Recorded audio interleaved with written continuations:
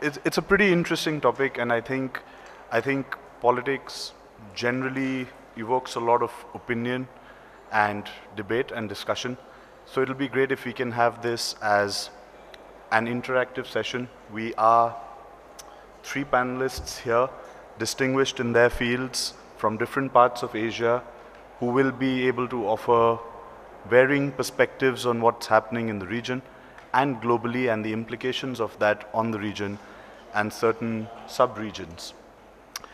But it'll be great to have you interject at any point of time if you disagree, if you have a different opinion, or if you have questions.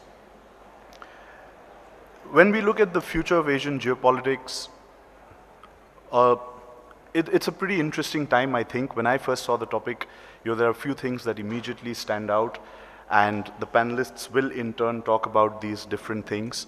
One, of course, is with the ongoing trade conflict between the US and China and tensions around the economy, what are the implications of that, not only on these two economies, but on Asia at large? What are the implications of that in terms of how things are playing out between China and Japan, which Professor Takanaka will be speaking about, and its implications on other parts of Asia as well, for example, ASEAN, which some people seem to be of the view that will benefit from the ongoing trade conflict, or some economies in the region may benefit from it. There are other issues that that have plagued the region in the recent past, which South China Sea is one of them. But I think what is very important, and this is something which Frank wanted with this discussion, is to look at all of this in the context of how closely intertwined the economies of the region are. And while there is a lot of talk and rhetoric about potential hotspots, conflict zones, and the potential for conflict, what is it that we are really seeing? What are the chances of something like that blowing out of proportion, given how closely the economies of this region need to work, perhaps more so than ever before, need to work closely. So I'd just like to very briefly introduce our panelists. We've had a few of our panelists who haven't been able to make it due to flight cancellations. So to my left, we have Mr. Kobsak Chutikul, who's a former ambassador and member of parliament in Thailand, with years of distinguished service representing Thailand at various international organizations, including the United Nations. To my right, we have Ma'am Nin. She's president of the Ho Chi Minh City Peace and Development Foundation, Vietnam, again with years of distinguished service in Vietnam and in the region. Ms. Nin will be talking a little bit more about predictability. I will leave that more to her. And we have Professor Harukata Takanaka from the National Graduate Institute of Policy Studies in Japan. Professor will be talking about what's happening between the US and China, potential implications on the region, and where Japan comes into this scheme of things as an important player in the region. Without taking any more of your time, I'd like to open this up to our panelist. Mr. Chutikul, we'll start with you. What we'd like to know is, when you first saw the topic, and what were the 2 or 3 first themes that struck you or that you thought would warrant discussion? Thank you, Mr. Poda. Well, when I first saw the topic, as you said, I was a member of parliament, elected one, if I can say, but I'm no longer. So what first struck me was, what can I say that will not get me into jail? Because at this time, at this moment, we can't campaign, we can't say much, because there was a coup d'etat. And Thailand, unfortunately, is the only country in Asia now that is ruled by a military regime. So we can say that things change all the time. Situations in the region change all the time. Issues of what is democracy, what is the best form of governance.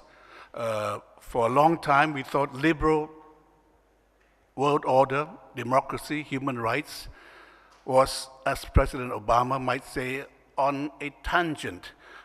It's a sort of the arc of the universe bending towards human rights and democracy. Now we're not so sure. What is the alternative now? We thought it was the alternative of an authoritarian state. Socialists, their own characteristics, and we in Southeast Asia were quite confident that, oh, that is not an alternative. Our people, our young people especially, will not choose that option because it was not something that they would like to live in their way of life. They want still to go into Google, they want to look at YouTube, they want to enjoy the benefits of a modern lifestyle. But in all of that now, the other alternative of an open, liberal society, democratic human rights, who is championing that now?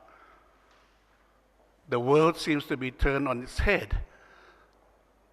Of course, we all realize at the back of our minds this clash, perhaps, of civilization, or at least a form of governance. We don't mention names. Usually, we always refer to the elephant in the room. But that elephant has turned into a dragon, even bigger than an elephant. But in addition to that dragon, there's also this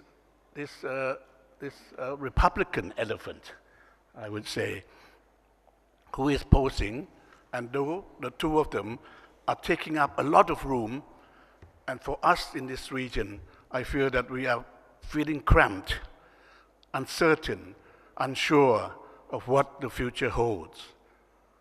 What are the contours of the future that we can discern? Much less can we have a role in deciding what is the future, whether destiny is in our own hands. I would say, Mr. Chairman, that when I saw the topic, I, of course, looked back to last year. What were we talking about last year in Kolkata under geopolitics? We were talking about Kim Jong-un. We were afraid of nuclear war coming. We were afraid of some mad guy, mutually assured destruction, being in charge of the nuclear button. How quickly times have changed. That has gone off the radar, off the front pages, because maybe Singapore did something to them. You gave them some chicken rice or some curry shrimps that made them all go away. But even there, we can see that it's still under the surface. There's still questions of whether the arrangements, the understandings reached in Singapore will last. But of course, over 1 year, we see a more accentuated concern about trade war. So that is the war that we are, of course, all concerned about, how it will play out, who will gain, who will lose, what choices do we have to make. But again, we look to Friday in Buenos Aires, Argentina, Friday, Saturday. Instead of Kim Jong-un and Donald Trump meeting, it will be Xi Jinping and Donald Trump. A change of combatants, perhaps, or contestants. What will come out of that? Next year when we meet, will trade war be something, of course, also out of the headlines? But the other concern, of course, I think, when we look at the region around us, the landscape, geopolitical landscape, is that the trade war, what would be the trade-off if we are to lessen that? If China and the United States were to say, okay, no more trade war, but we will still compete. Again, we have a situation whereby it's a classical situation of a rising power challenging a status quo power, the number one power, the apex country, the dominant country. Of course, there's always historically convulsions, uncertainty, change. But what is fascinating this time is that the rising power, instead of saying, I want to change the status quo and the international order, is now saying, I want to maintain the international order. I want to keep multilateralism. I want to have a liberal economy. I want open and free trade and investment. Whereas the dominant power, who had benefited and who had put into place the system that we all know, is saying now, hey, this is not working for me. I'm going back to an idyllic time in the past, a status quo ante, not a status quo right now. Status quo ante, power politics, great power rivalry, nationalism, bilateral, not multilateral.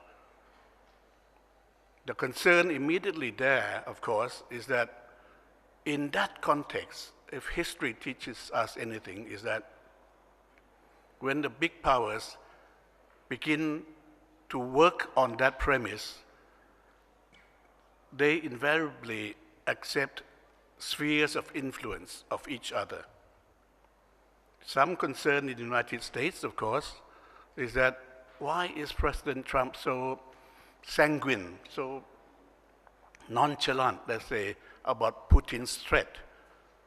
Maybe he sees Eastern Europe is a natural sphere of influence of Russia. Why get bothered about it? You know, what is this, all this fake investigation? I didn't, you know, that's nothing there. Then, of course, we come to how about China? What is their sphere of influence? Could it be South China Sea? Even though they're saying, no, this is open lanes of communication, of transport, of trade. And if it's South China Sea, it implies also Southeast Asia as a whole. So that is another big concern. It's not only the trade war, because there you have winners and losers, and everybody would have to look after themselves, basically. It's a free-for-all if there are no rules. But beyond that, if it's a civilizational confrontation, if it's a question of going back to where the world was in the previous century, great power rivalry and conflict, even predating the colonial times, predating certainly United Nations and everything else, then we are in a sort of a jungle of the fittest. And the big guys, the people that we always say, the elephant in the room, the dragon in the room, will be the ones who determine things. And that perhaps is what we should be fearful of, because then it means certainly, and I'm being quite pessimistic, just to sort of, arouse in the late afternoon some interest, that, well, then this is not the future that we are hoping for our children and grandchildren. This is not the future society that we hope to be living in and that we have bought into in the post-World War II era of openness, of democracy, human rights, of opportunities for everybody. So I think that is the geopolitical landscape, Mr. Chairman, when you said, what came to your mind immediately when you saw geopolitical landscape of Asia? These concerns, this volatility, this uncertainty, and it's not between the red corner, blue corner, but it's a mix, it's a gray area in many, many ways that is of great concern. And I'm sure that the countries of this region are not used to that, are not used to that. They would like options. They would like to play around. They would like to sort of hedge their bets and take all sides, and not to have to make a choice. But the question now, I think, moving now, next year for Horasis, next year when we come together, is that whether we would have a choice in any case, whether the choice will be made for us somewhere far away, and we then just have to live with it.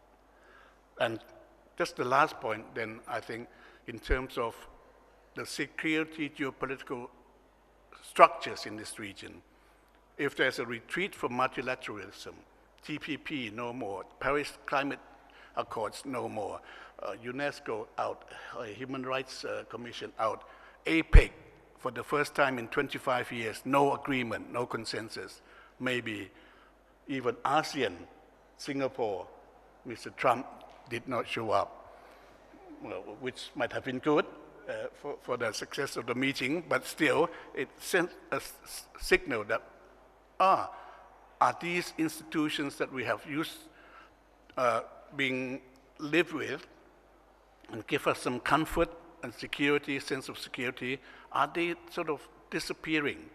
And what would take their place? Economically, Asia strong.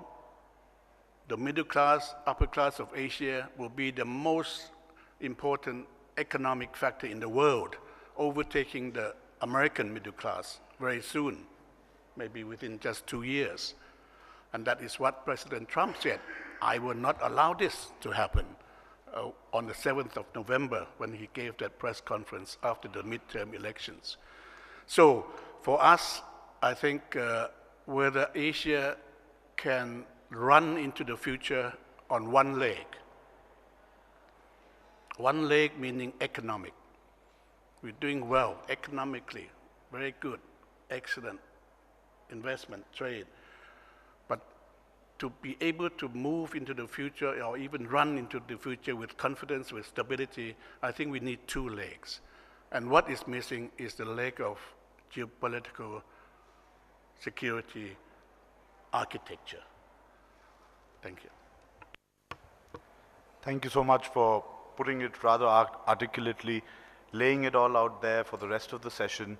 I think one of the things that you talked about towards the end is something Ms. Nin will be talking about, that for the longest of times, Asia, particularly in this part of Asia, Southeast Asia, has seen stability or predictability, so to speak, and a lot of things have been turned on their heads, and there is, as you pointed out, a degree of uncertainty around how the geopolitical, geostrategic scenarios are going to play out.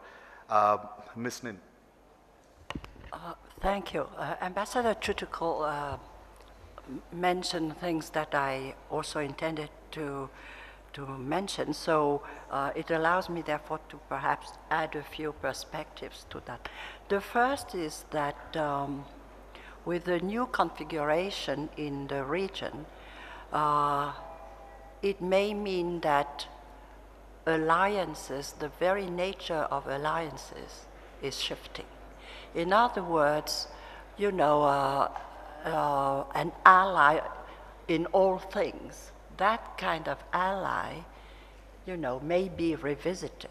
And therefore, perhaps, especially all of us, the medium and smaller countries, were thinking, well, perhaps alliances, to be realistic and adapted to the new geopolitical context, need to be temporary sometimes and circumscribed to certain interests, fields, issues. In other words, it's very modular. So, you know, set in stone, A is the definite long-term unchanging ally of B. That kind of configuration, I think, is being revisited. And some people therefore say, because there are two elephants now in the room, perhaps not exactly the same, but definitely who will say that in the Asian room there's still only one elephant? In fact, there's two elephants or two dragons, I don't know, whatever you want to call them. And therefore I think, and in view of the unpredictability of one of the elephants, then it's really a tightrope exercise. The other elephant, there is also an element of unpredictability, although I call it strategic unpredictability more than perhaps, the American unpredictability, time will tell us, whether it will last for beyond a certain administration. So what I'm saying is China rising is a fact of life. What we want, and China has been biding its time.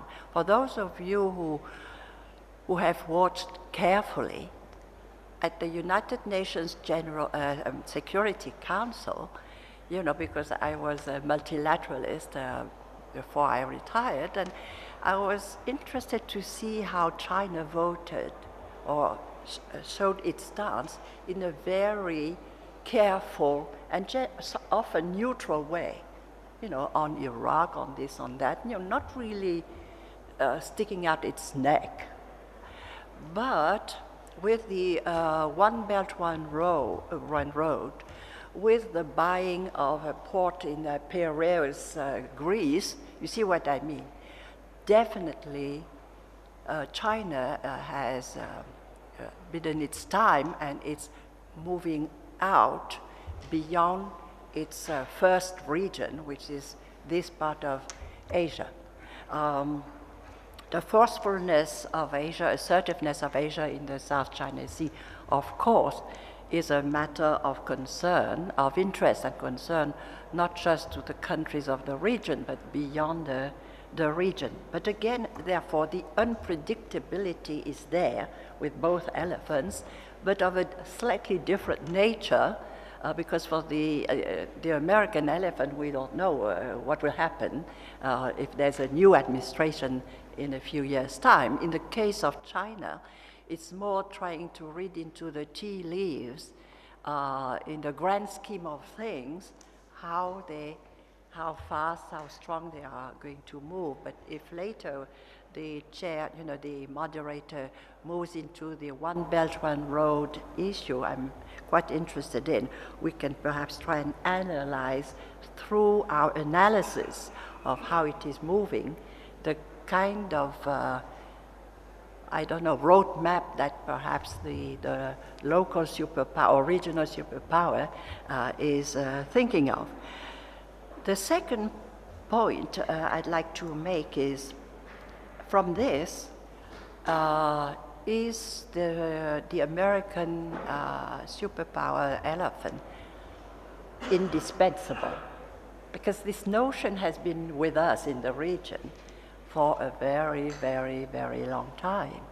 But today, it seems that there are a few nations in our region that are thinking and acting as well, perhaps not necessarily. Is the US superpower now considered indispensable in the regional geopolitical context by all?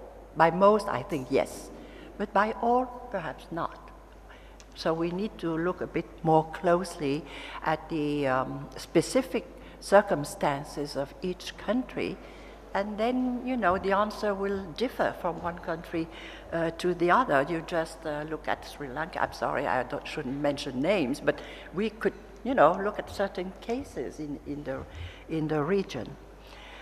Now, my third point would be to say, and I would add that the power politics, as Ambassador Tuchko mentioned,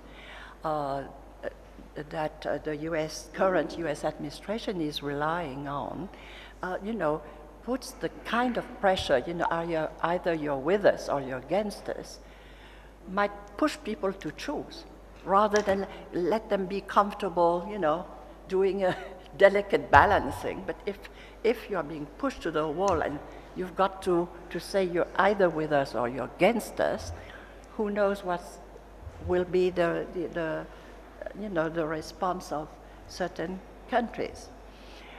And the last point I wanted to make is that the new confederation is offering or is posing different challenges and opportunities for certain countries in the region. I think that for Japan, I stand to be contradicted, but I think that for Japan there is some kind of opportunity. And I want to cite the CPTPP, meaning that when the US withdrew from TPP, Japan took the lead to sort of save the configuration, and it's been a success.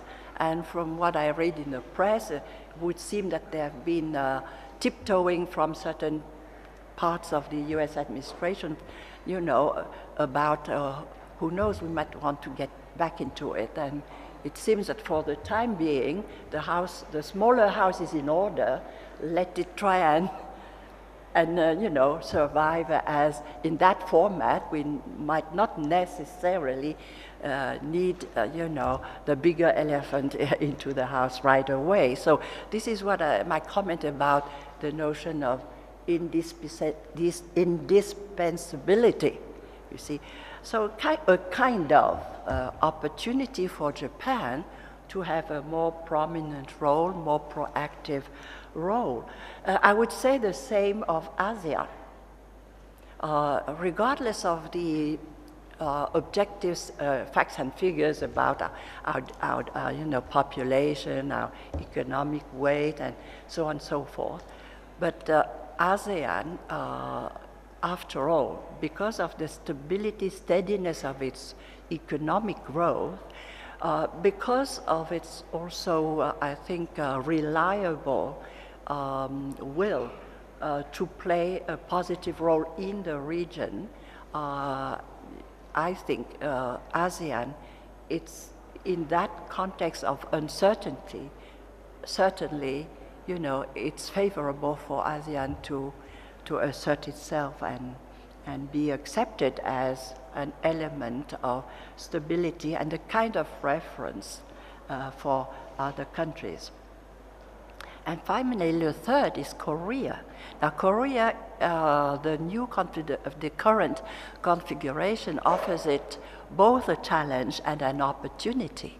It is very interesting and telling to see how the president of the Republic of Korea, South Korea, has been, managing in a rather, I think, very smart but difficult way, a role for South Korea that is not wholly sort of towing, the timeline or the methodology of Washington. So again, but of course at the same time it poses a definite challenge because it's such a big, issue that it is definitely a challenge. But again, as in the case of Japan, I think we see in South Korea, Republic of Korea, an opportunity for assertiveness of trying to take the matter into its own hands to the extent that it can, and along certain, let's say, with certain provisos, of course. So these are some of the few thoughts I have. If later we speak about the OBOR, One Belt, One Road, I will provide a couple of information and thoughts, particularly the dilemma of being in or out of OBOR. Thank you. Thank you so much, Ms. Nin. I think we will definitely, I think no discussion of the future of Asian geopolitics can be complete without referring to the Belt and Road Initiative and its implications on the economies in the region. Also given what Sri Lanka, Pakistan have been facing, and with Malaysia deciding to put on hold BRI projects, I think it is something that is going to be one of the defining themes in Asian geopolitics in the years to come. Thank you so much for sharing your views. And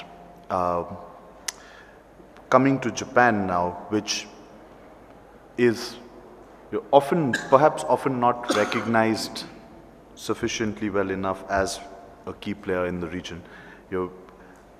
Its role, as Ms. Nin has explained, in a lot of ways has become more prominent now, and we'd like to have Professor Takanaka talk more about it and provide his perspective also on the risks for the region emanating from the US-China trade war. Okay, thank you very much for having me here this evening.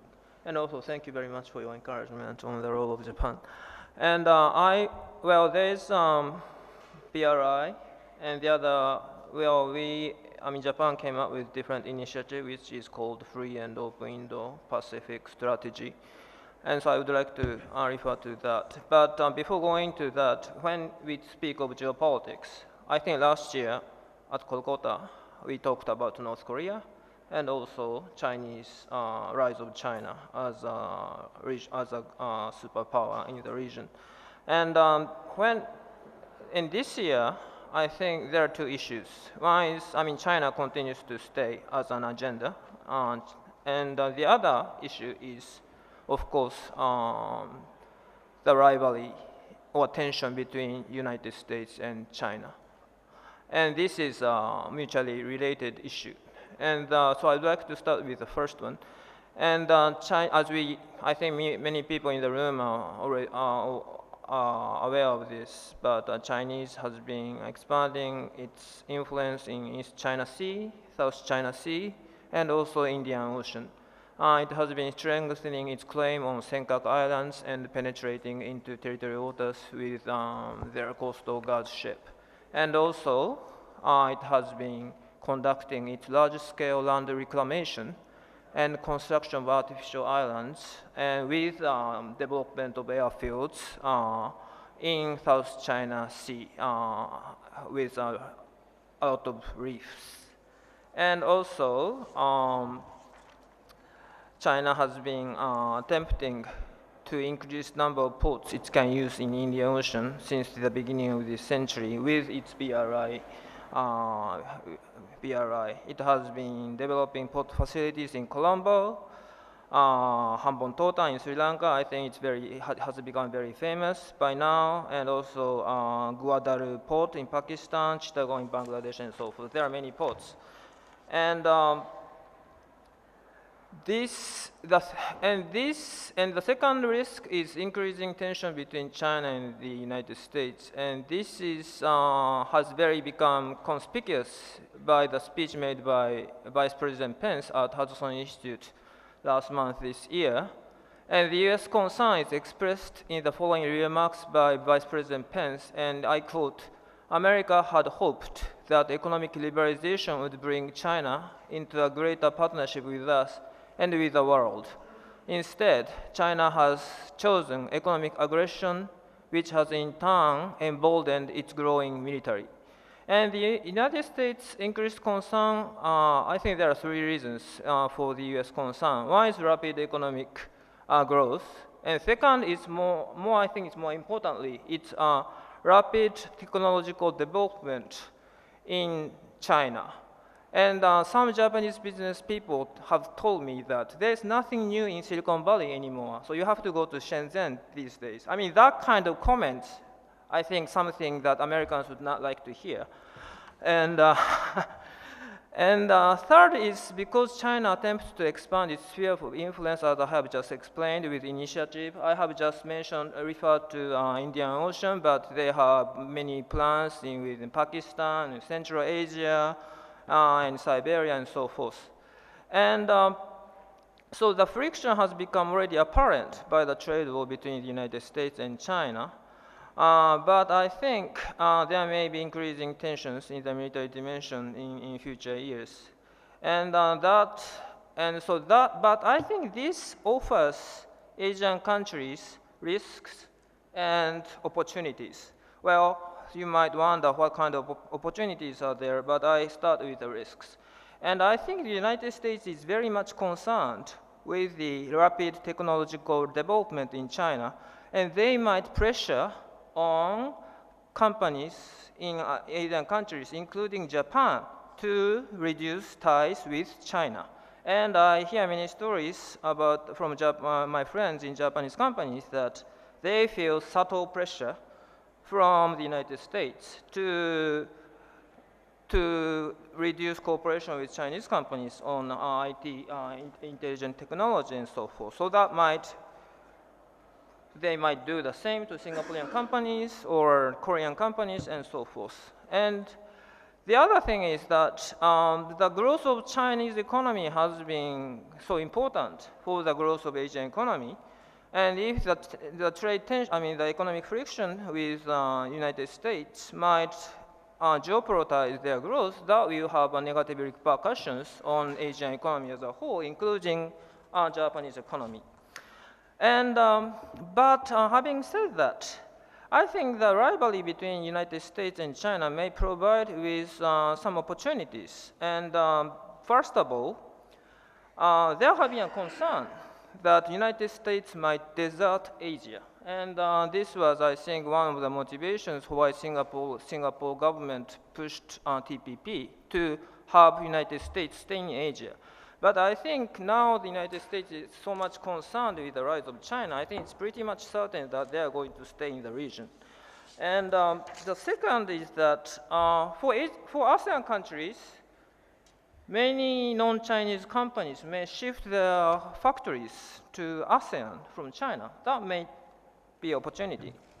And the third is, more importantly, that rivalry between United States and China bring more money into the region, because there are two competing initiatives. One is BRI, which has been already mentioned, but the other is free and open Indo-Pacific strategy. This is, I think Japan and our Prime Minister has been very provocative about this strategy, but he may not have been influential enough, so I might give you some facts. And Prime Minister Abe announced free and open Indo-Pacific strategy 2 years ago at TICAD. That's a conference to discuss cooperation between Japan and African countries. And it announced that Japan would provide $30 billion to African countries between 2016 and 2018. And this initiative, or the Asian free and open Indo-Pacific strategy, is like Japan would like to contribute to the development of a region which respects liberty, freedom, rule of law, sovereignty, and market economy. And I think the United States joined this strategy when President Trump visited this country last November, and he endorsed the idea of this free and open Indo-Pacific strategy. And at the beginning, it was just nominal. But now, Japan is ready to provide more financial resources. And also, the United States, they have changed their financial institutions. They have set up new financial institutions to provide more loans to development of infrastructure. And now it is $60 billion. And Japan is also going to expand its official development assistance by 10% in the next year's budget. And so, I think their ASEAN countries can just exploit, Japan and the United States on one side and China on the other side, and which of you offer a better deal to ASEAN countries or even to India. But, well, I have maybe exaggerating a bit, but the fact is that it is for certain that there will be more financial resources coming into ASEAN, South Asia, and also Japan and United States have. And let me pose one question: who is the largest recipient of multinational financial institution? Does anyone in the room have an answer? Yes, good answer. Often China is the largest recipient of World Bank or ADB, and the Japanese government and American government have become aware of this fact, and I think we are going to divert these resources from China to India or ASEAN countries, and that's probably good news for India and ASEAN. So so since I think two panelists have kind of referred to risks, I would like to highlight there are some opportunities for the region. And thank you very much. And the last thing is about TPP. One thing I would like you to understand about Japanese policy formulation process is that this is really, in the post-war history, this is really the first time that Japan took some initiative in external economic policy formulation. And I look at closely the change in Japanese domestic politics, but it has become possible for Japan to take initiatives because the power of Prime Minister has become strengthened as an institution. So I think Japan probably there will be second TPP or third TPP in which Japan can exercise more leadership in the region. Okay, thank you very much. Thank you so much, Professor.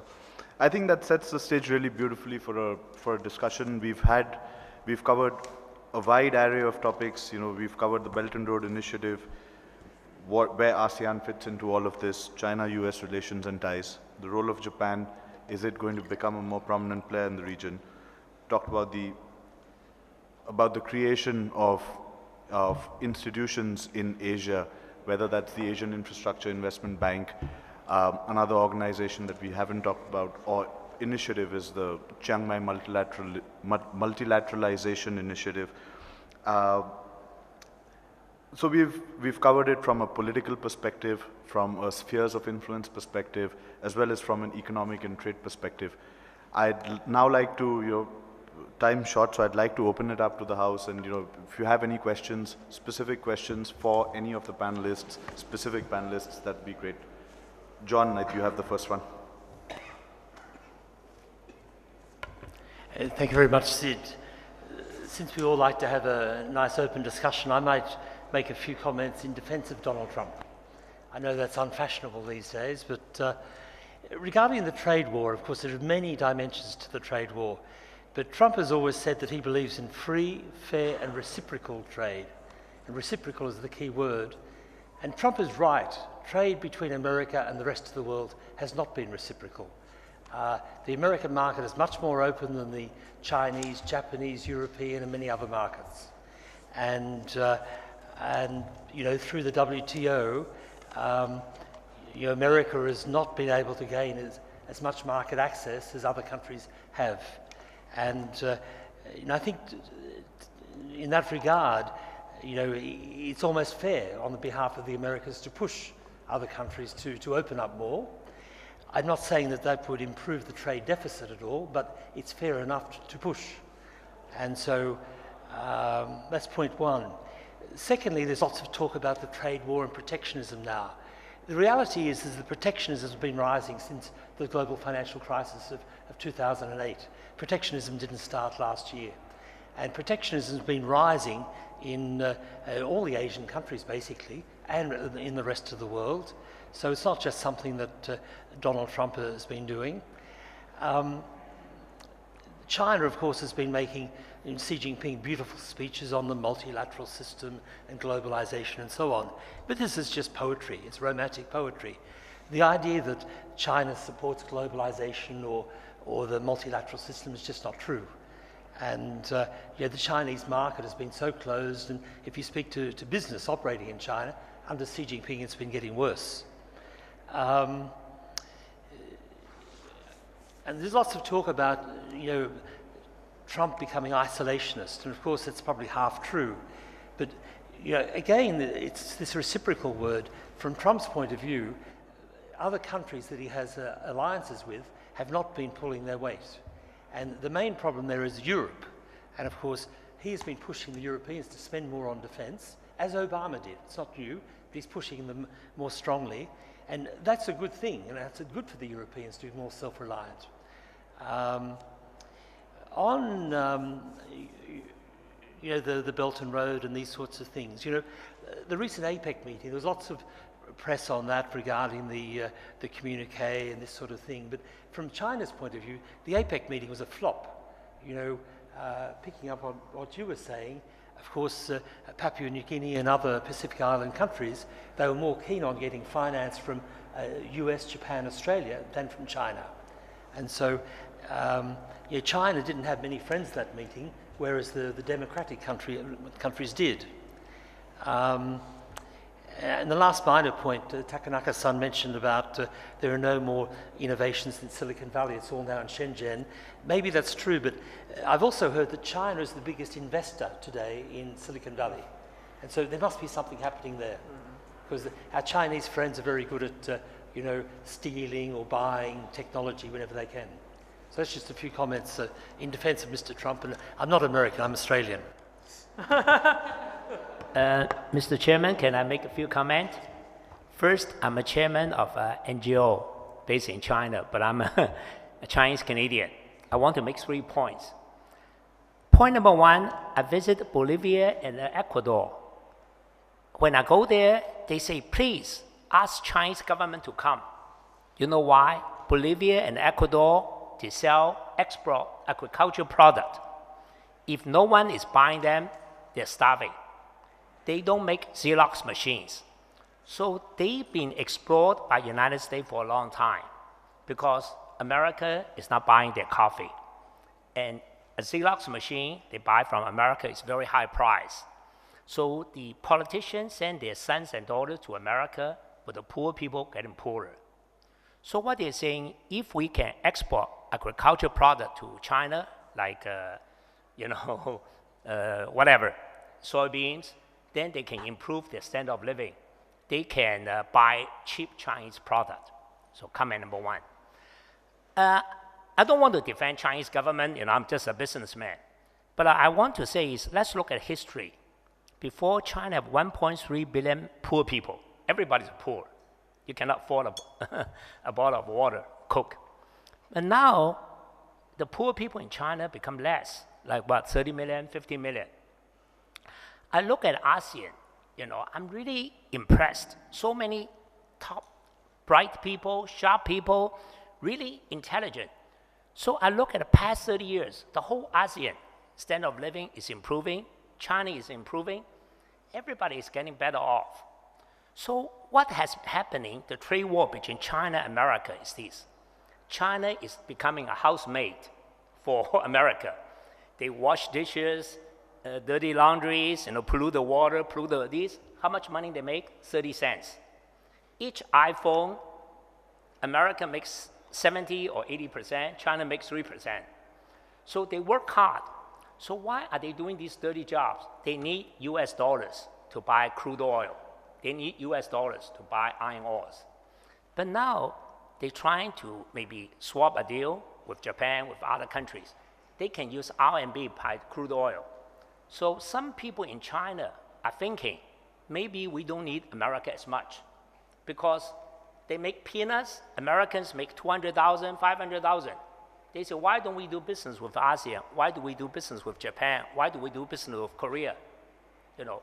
Just like a housemaid. They say, I don't want to be your housemaid. I just start my own ice cream shops. So I look at ASEAN, it's winning.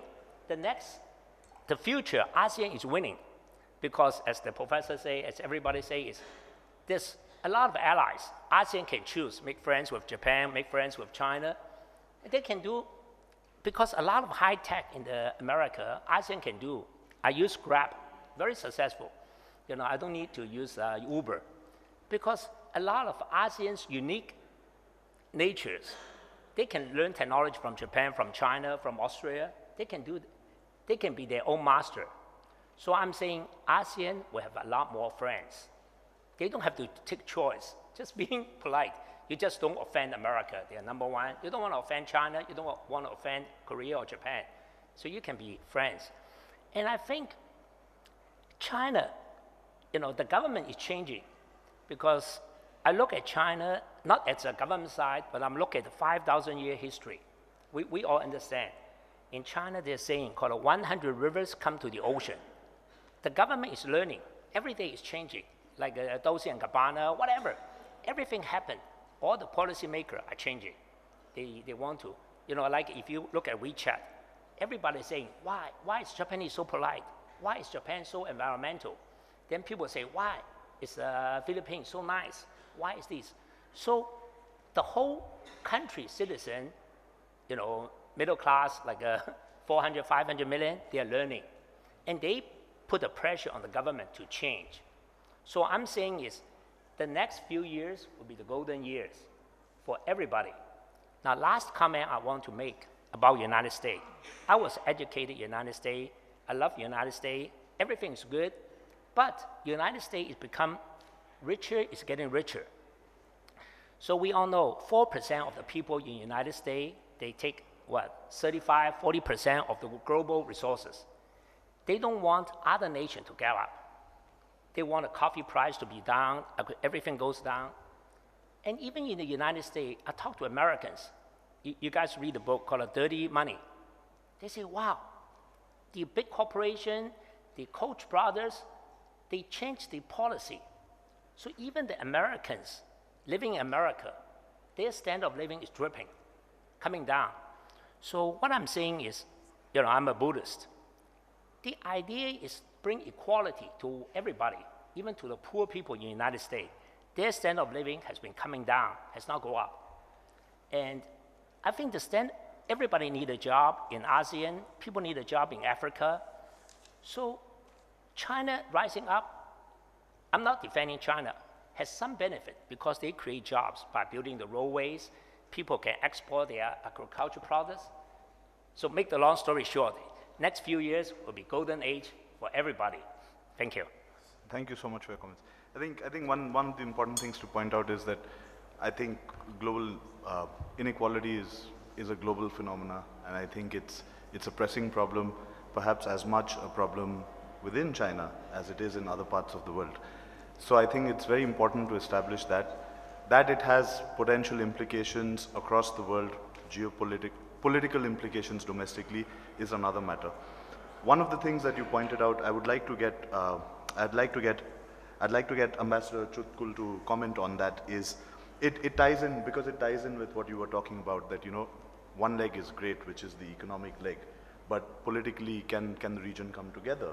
And when we think about ASEAN and all the talk that we've had around ASEAN right now, it seems to assume that, you know, it is one block. But at the end of the day, when it comes down to anything political, it isn't. And do you think that going forward, and this ties in with the BRI, we are going to see a situation where countries within ASEAN are going to be stretched in different directions, pulled in different directions, or whether BRI initiatives are in keeping with the master plan on ASEAN connectivity, for example?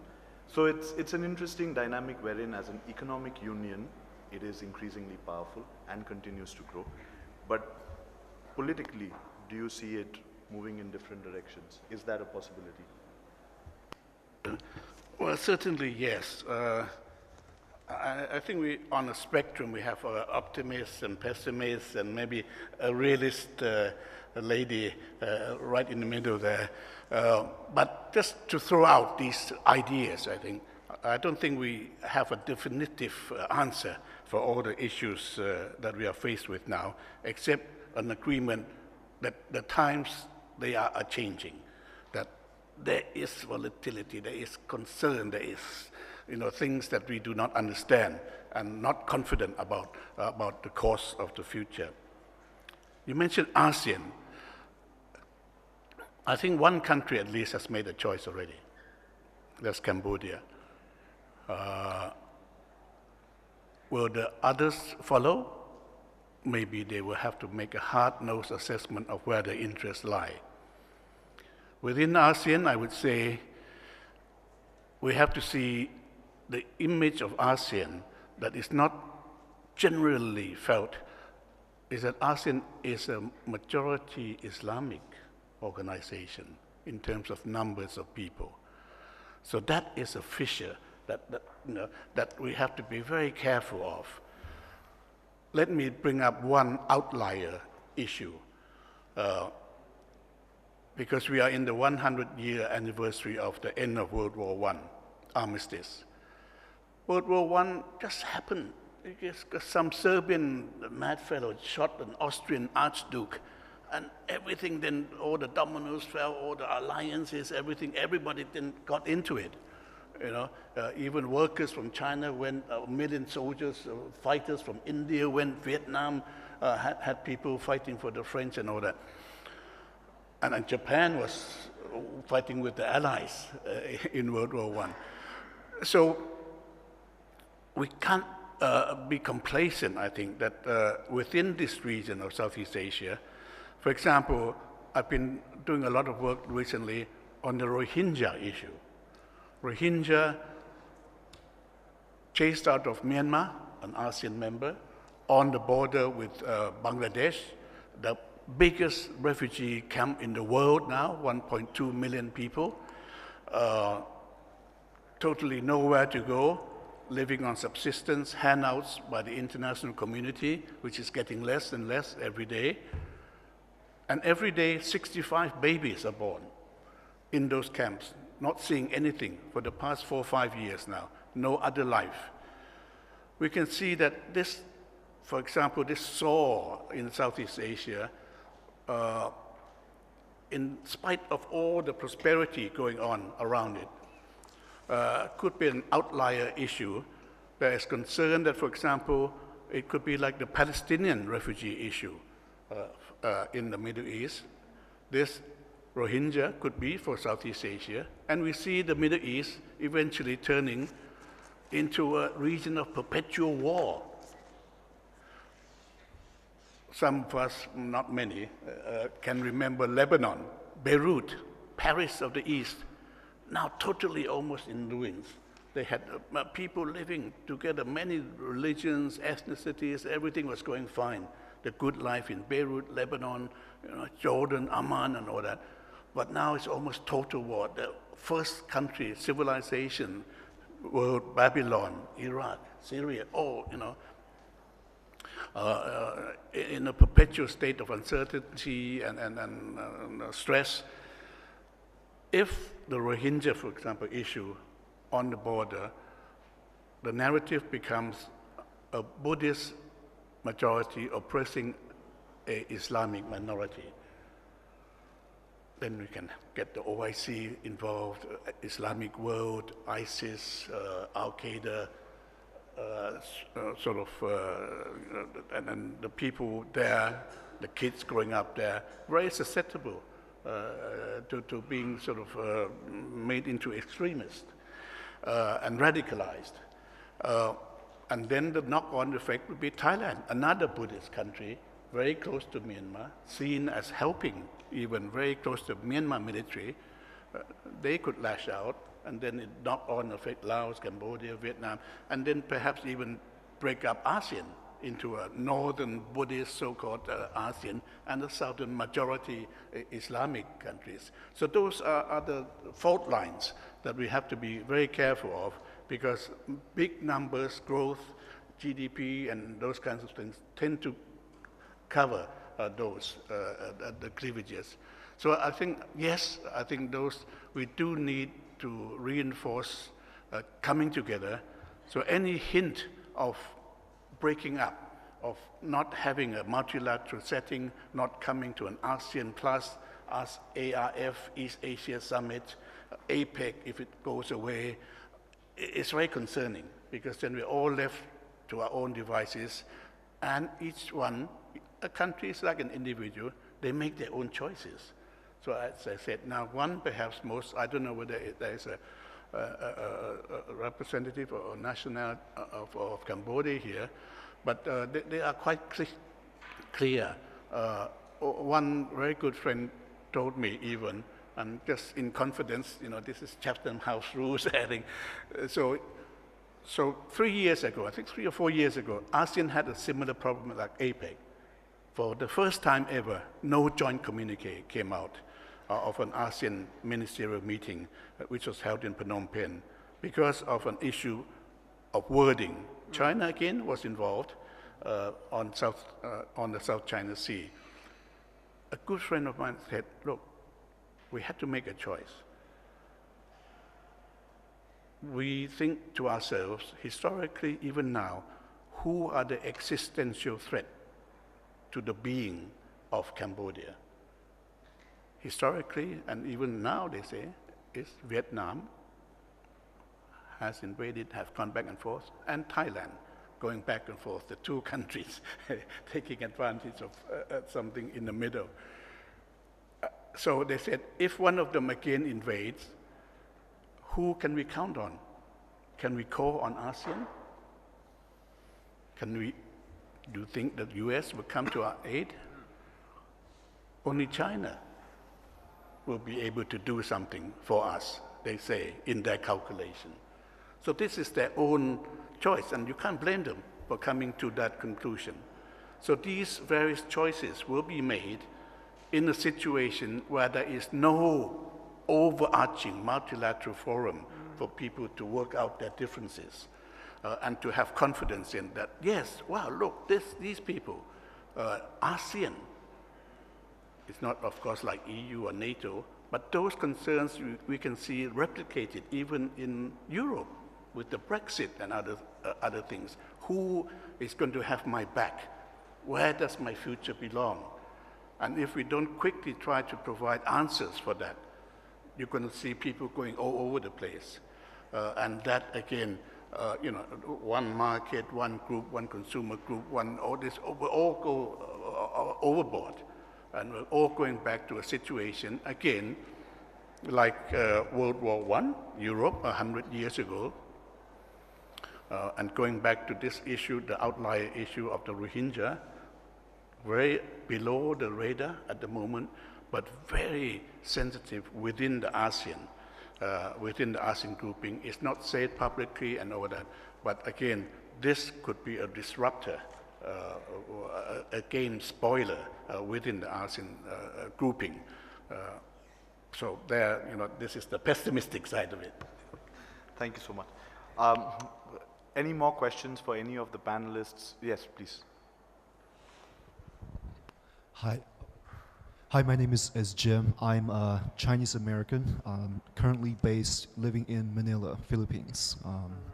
And just questions for actually all of the panelists from a education and public education perspective. We talk about the Asia Pacific region. I think a lot of the panelists have talked about how potentially volatile it is. There are certainly a lot of antagonisms that go and stretch back hundreds and hundreds of years. And it's not getting more simpler. It's potentially getting more complex. And if you look at in terms of how folks are educated, both from a public education perspective and also in terms of what is happening potentially in primary and secondary schools, in terms of textbooks, in terms of the messages that are out there, in terms of social studies, for example. I guess my question is, what are some of the things that can potentially be done? What are some action items that could be done for the future generations, for younger generations, and also for the public, to alleviate some of the tensions? And if we look at some of the, to be more specific, we look at some of the textbooks in China, in Japan, in South Korea, even for pick any island in the Pacific, South China Sea. The ideologies are very, very, very different. And a lot of the antagonisms are predicated on public opinion, public education, awareness and thought and perspectives, what are some steps that could be done to potentially alleviate that and reduce tensions and antagonisms? Thank you so much for your question. Ms. Lin, would you like to take it? Taknaka-san. Okay. Well, I think to abbreviate the tensions in the region, I guess it's important to teach different perspectives. For example, I have emphasized Chinese penetration into South China Sea, but from Chinese perspective, maybe now the the United States has been freely navigating in South China Sea, and it's a very important route for Chinese import of petroleum. So that why the Japanese or the Koreans or some people do not criticize Americans for dominating South China Sea. It's so vital for Chinese people to import oil, and that kind of perspective, might probably, might help you understand some other countries' policies. And so, if every country's people can gain different perspectives, that might probably contribute to mitigating tensions. Yeah, that's my take. Before I take up that question, I'd like to get back to what Mr. West mentioned about the fact that it is understandable that the Trump administration should be complaining about the unfairness of the commercial relationship between the US and China in particular, but with many other countries as well. What sort of puzzles me is it's the US which, after 1945, more or less set up the whole multilateral Bretton Woods system. They didn't shoot themselves in the feet, did they? I mean, they were the preeminent superpower. They more or less, well, I don't want to use the word dictate, but they had the upper hand in setting the rules of engagement, the rules of the game.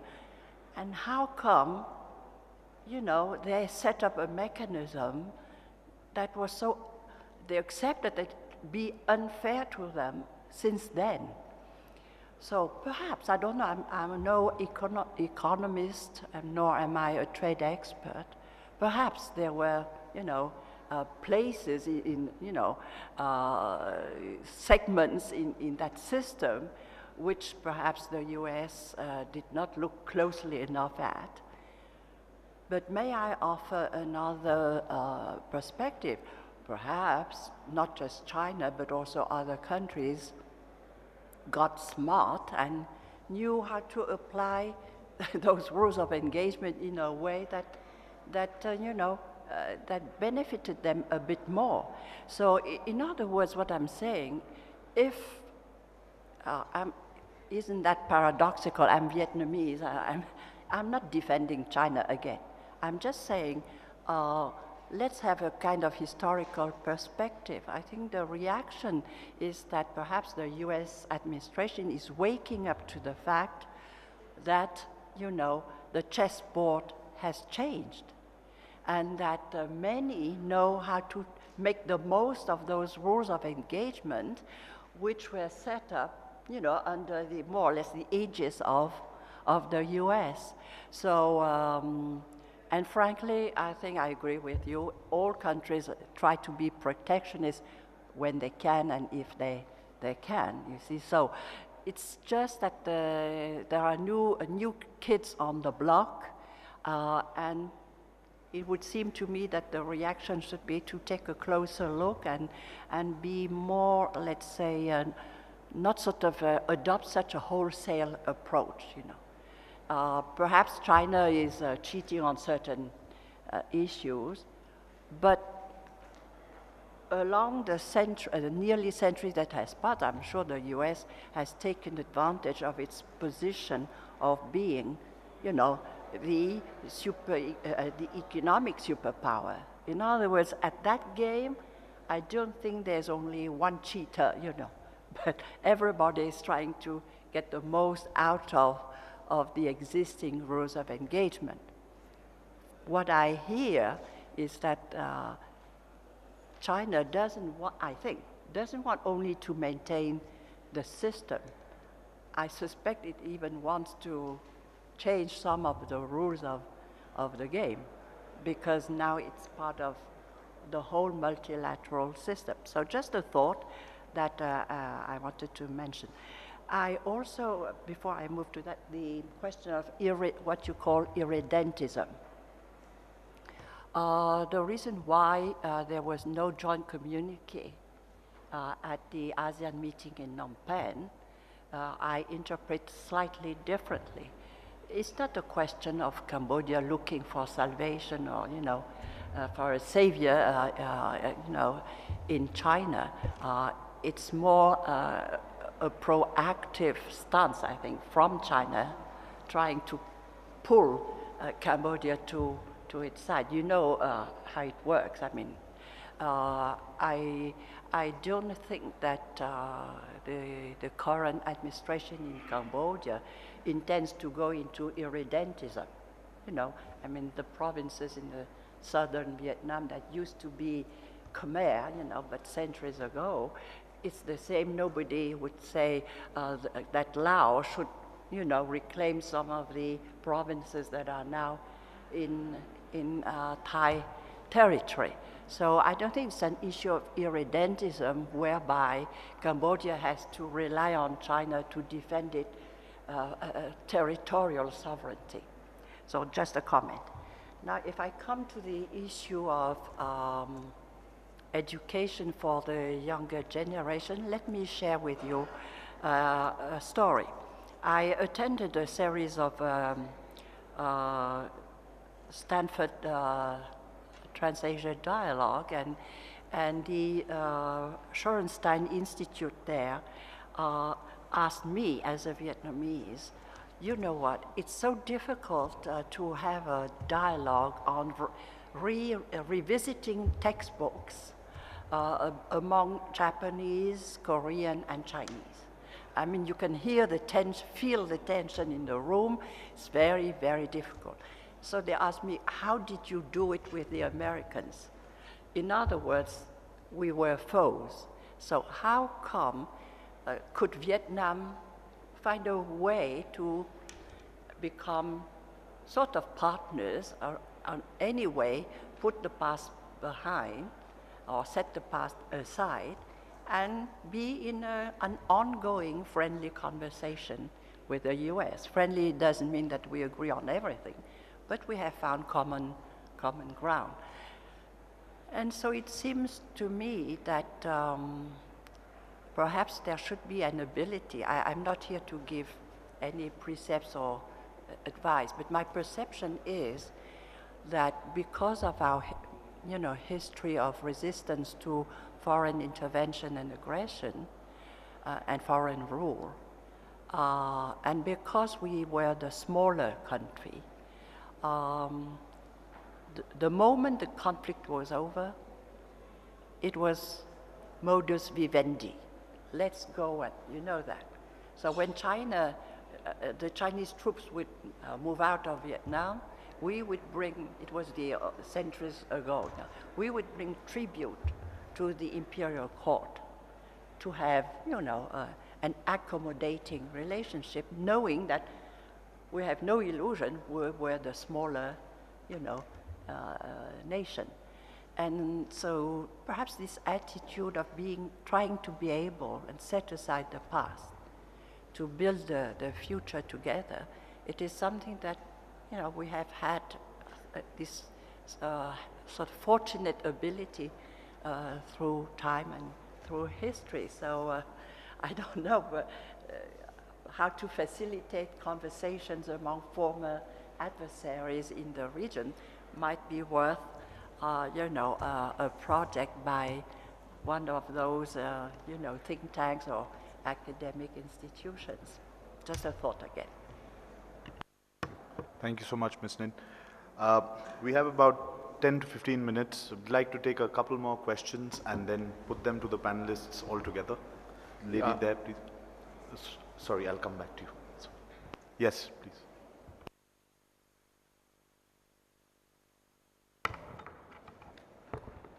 Hello. My name is Rose Sui. I'm not from politics background, nor I'm not a politician, or I'm not political expert. But I'm from Myanmar, the country that facing the diversity issues, and also suddenly being criticized for all these Rohingya and insurgents and all the crises that are happening in the country. And I very sympathize those refugees in the camp, especially my sympathies go to females and also the kids and the newborn babies. And also my sympathies go to the new generation, the youth. For us, is that our generation already existed, we already faced it, experienced it. But the new generation in Myanmar, and that's more than 50 million people. We are a young country, so the young generation's population is huge. So I'm also sympathize those generations because we were under military regime for years and years. I think that more than 70 years, and we don't know what is democracy. I don't know how good that democracy is. I don't simply naively don't know because I grew up in socialism and I went through my good times in the military regimes. I don't want to go back to that time. So scared to go back, so scared to rewind 5-10 years ago.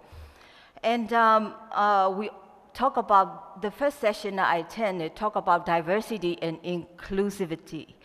And I'm very thankful to ASEAN countries who still include the problem child like Myanmar.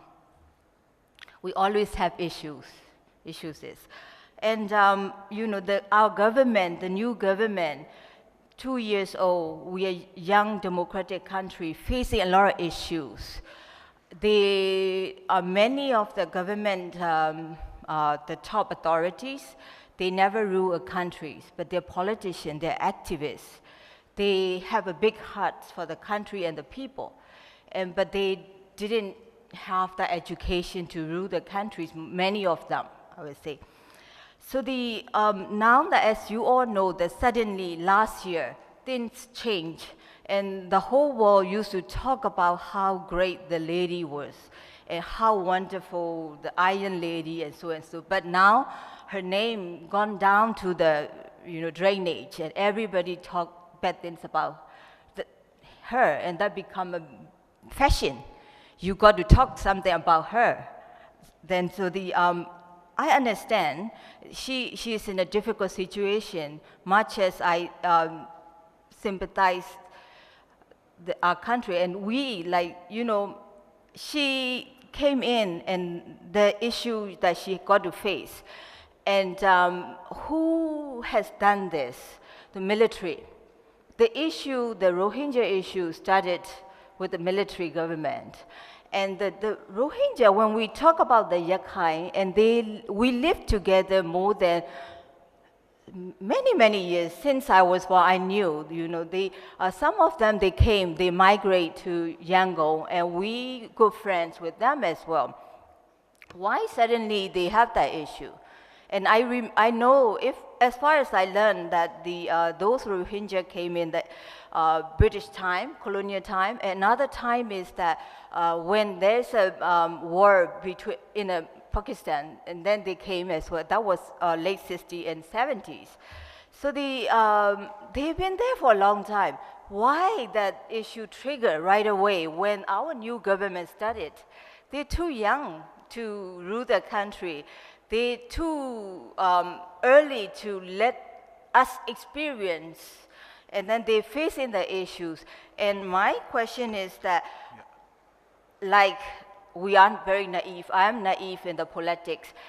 Here, many of you are very experienced. If you are in the situation of our government, if you can put yourself in our government situation, how you going to resolve? I would like to learn from here so that I could share in the country. Sure.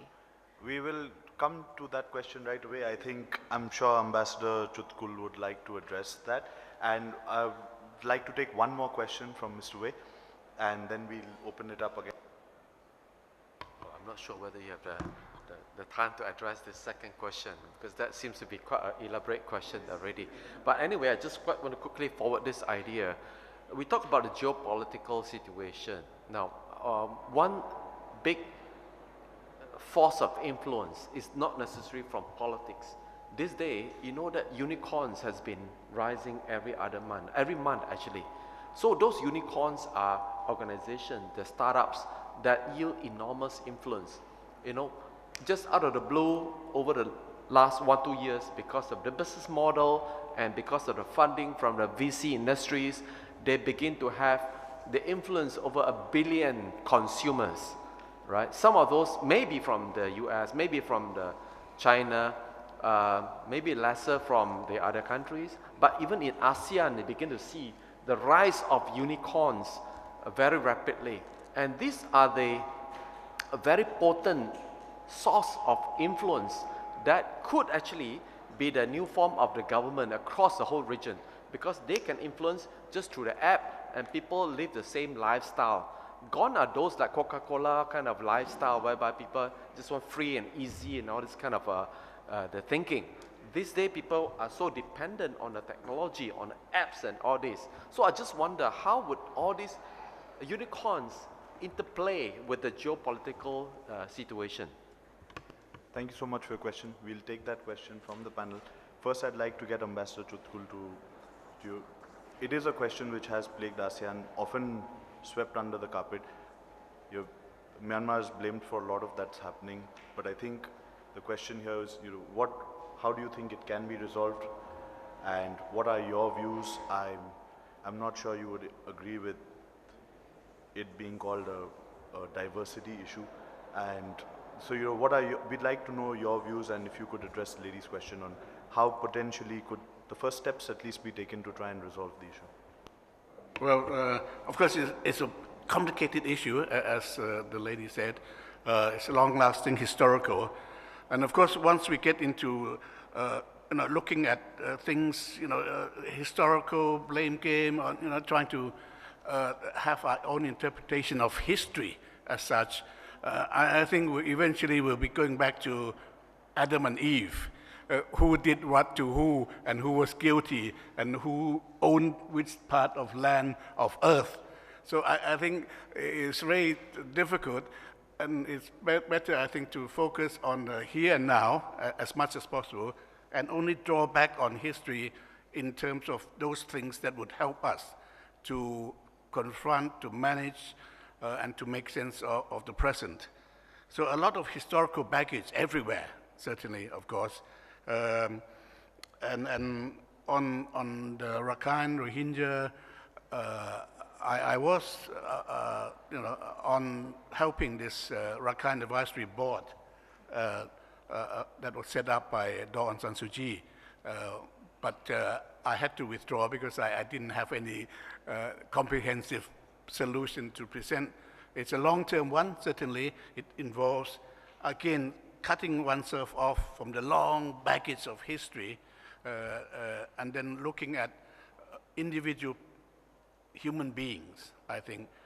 And the bottom line would be humanity. Whatever religion, economic circumstance, ethnicity, but if we can reduce everything to basic humanity of how one human being is supposed to treat another, I think that goes beyond all the systems, ideologies, and costs and benefits. And I think we have to take a step back and try to do that. And certainly there is hope in Myanmar, as you say. It's a young generation, young people coming up, and I think we have to try to work on that. It's a hopeful one, although I did say to the Rakhine Advisory Board that I don't have the answers, and I'm too old to look at things optimistically to the future. But too pessimistic, but certainly for the young people. And I think it's very good that this question came up, because that could be one of the answers, that the innovation, technology, new lifestyles could I use the word trump? Could trump everything, yeah? and bring about a whole new paradigm of thinking. And hopefully that will be the trajectory going forward. But in the meantime, I think we have to try to resolve some of the present circumstances, to create the understanding, the education, and all the perspectives, and hopefully put faith in new technologies, new generation, to do away with the baggage of the past, a lot of that. Some of the past is good, but again, when we go back to the past, who did what to whom, and who did, who cheated who went, who belonged to what, which territory, it gets a bit messy, to say the least. And of course, we had put a lot of faith in United States, u pluribus unum, I think out of the many one, diversity, everything getting together, doing away with, again, the baggage of the past. They come over on the board, everybody is the same, equal. That is the idealism I think we all thought was represented by the Statue of Liberty in New York Harbor. But our concern is not to say, hey, you are bad, you are this and that, or you are to blame. But our concern is because we treasure that, we think back to that, and we think, wow, where has that gone? And where does that leave us? What is the alternative now that is in this region? And we have to be careful whether we will even have a choice, the ability to make a choice for ourselves, for our children, grandchildren, of what kind of life they can live. So I think those two elements from the past, continuing problems of the past, the items, the issues, it goes well with this hope of a new paradigm, technology, a new way of doing things that supersedes some of the constraints and the considerations of the past. And of course, going back to ASEAN, again, ASEAN, I talk about, and I think we talk about a lot of ASEAN because Singapore just handed the chairmanship of ASEAN to Thailand. Very big shoes to fill because Singapore did so well.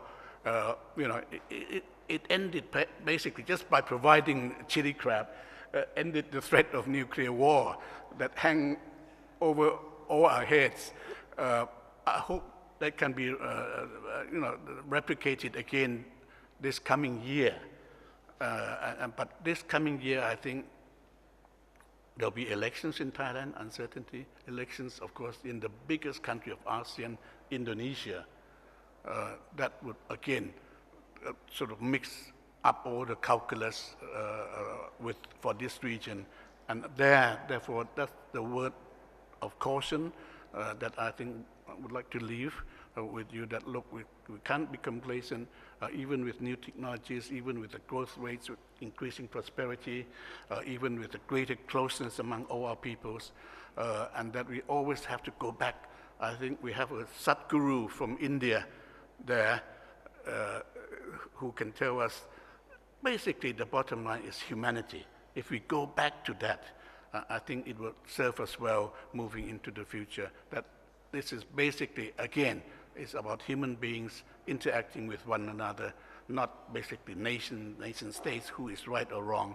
But if we go back to those values, I think, which is of course very Asian, very Southeast Asian also, South Asian. And of course, going back, even if we want to say to China, the first civilization of this region will also be very important. One last thought, Mr. Chairman, that when we talk about the rise of China, I think a lot of the concern is that it's not the rise of China. It's about China coming back. It will be the first civilization, I think, that has come back. I don't want to make some politically incorrect comments, but just as a tourist, let's say, when I go to Egypt, I look around, hey, are these the guys who built the pyramids? Go to Athens, wow, they're having a good time on the beach. Did they build a what is that? Acropolis, and gave us democracy and Aristotle, and go to Rome, Colosseum, and all that, the Romans enjoying pizza and everything.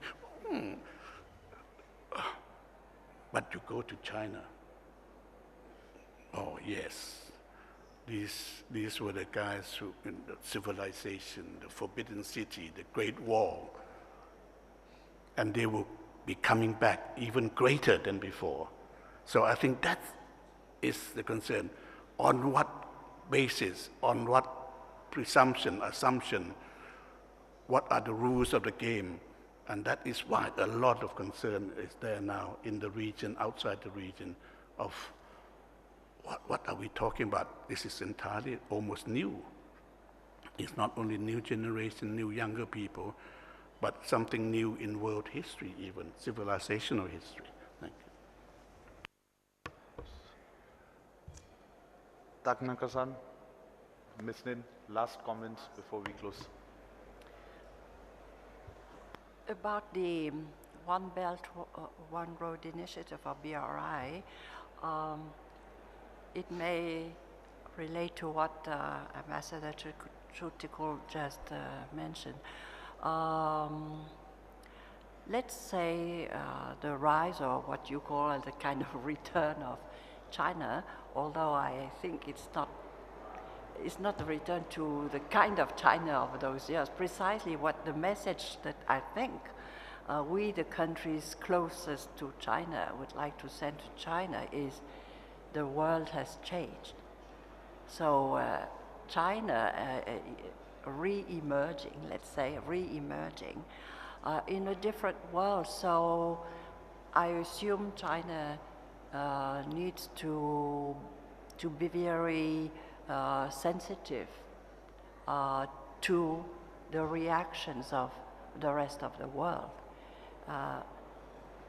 Frankly, in a sense, when the U.S. rose to its world preeminence after the Second World War, the world was busy, most of the developing world was busy getting its independence. You see what I mean? So, but the world of today, including with technology, is a different world. And so I think the message that the rest of us would want to tell China is, one, that China should be rising is only normal. I mean, nobody can dispute that or should dispute that right to emerge. If you have the economic muscle, then you will want a certain stature in regional and later in global affairs. That's the fact of life. But as I say, we, the closest to China, we should tell China, well, the world is different. So the way you rise matters to us. But with the BRI, I wanted to share a small piece of information. I happened to be told that there is a university alliance of the Silk Road. An initiative started by a Chinese university, Chau, I mispronounced, but one Chinese university. And it regroups 15 universities, 8 from France, 1 from Turkey, 1 from Jordan, 1 from Serbia, Croatia, Russia, and Italy. Now, just that tiny sample tells you what? Tells you that it's not about all about concrete and infrastructure. It also means influence, intangible, it's not just tangible, it's intangible influence. The fact that this Chinese university was able to attract attention from 15 universities from places so diverse, Croatia. Do you pay attention to Croatia and so on and so forth? Or Jordan, even in our part of the world. So I thought, well, what you can say about it is that China is very deliberate. The same thing that I said about China and the Security Council. China is very deliberate. So it's trying to reap benefits beyond just the renminbi or dollars. You know, it's really, you know, expanding its influence, because when you invest in the human capital, in the brains of, you know, lecturers, professors, students, you are thinking long term. And they don't, and because they are not right here, they don't mind, they don't perceive, you know, the re-emergence or the rise of China as something threatening. So I think we need to be, I think, clear-minded that, well, some parts of the world are less sensitive to some of the risks, to say the least, of the way China is rising. But at least we should recognize it's very deliberate. But because it has the right, it has a legitimate right to assert itself, now that it has the economic clout, I think we need to be smart, and we need to, I don't think we should isolate China, but we should engage China in a manner where we are candid. We have a candid dialogues. And telling China what I said, more or less, the world is different. So you can't move like a too heavy elephant in the room, you know. And so the manner you rise matters. Thank you. Thank you so much. I think... Chairman, may I just offer 30-second quick okay, idea? quick one, because otherwise... yeah. Right, because I think the issue of the refugees, all this is very important, and also the use of technology. In fact, just to offer an idea, there is this concept of e-citizenship. The biggest problem with refugees is this: they are stateless. When a stateless, they are without identity. Then they cannot get anything, no education, no bank account, and nothing can be done. So you see, in the internet world, this day, Estonia, for example, and maybe Latvia and a few other countries, they begin to introduce this concept of e-citizenship. You don't have voting right, however, you will have a digital identity. So if there is a chance for Myanmar to actually provide the digital identity or e-citizenship to those refugees, and then that gives them that kind of standing in the international community, and then if they can get some form of e-education, so then the people will still receive their education. And you know, if this can also combine with the effort of NGO, provide e-health and so forth, and then coordinated by organizations like either ASEAN or United Nations, hopefully that could offer a way out, because these people need to live their life, and I think the world needs to accept them. There's a room for everyone in this world. Right, thank you. Thank you so much, Mr. Wei. And on that note, you know, I'm afraid we need to cut it here, because the next session is going to begin outside, or may have started already. Thank you so much for an engaging discussion. I hope you enjoyed it as much as I did, and hope you enjoy the rest of the event. Thanks a lot.